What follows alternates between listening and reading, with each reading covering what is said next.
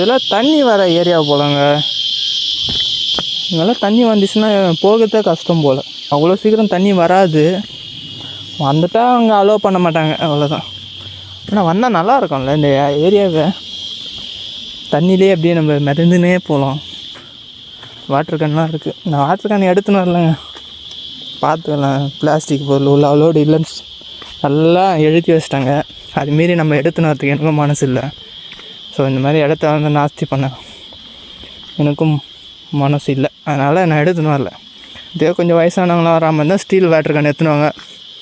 அவங்களாம் தண்ணி கொஞ்சம் தேவைப்படும். சில்ட்ரன்ஸ் பசங்களுக்குலாம் ஸ்டீல் கேன் இருக்குது இல்லையா, அதில் எடுத்துன்னு வந்துடுங்க. அதுதான் பெஸ்ட்டு ஆப்ஷன்.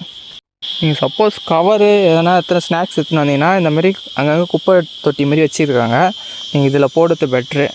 அதை விட்டுட்டு இதோ இந்தமாரி அங்கங்கே போட்டு போயிடாதீங்க. நம்ம வந்து அந்த நேச்சுரலை ரொம்ப கஷ்டப்படுத்துகிற மாதிரி இருக்குது. சரி வாங்க, குரலெலாம் கேட்குது, பசங்க குரல். குளிச்சுட்டு இருப்பாங்க போல இருக்கு.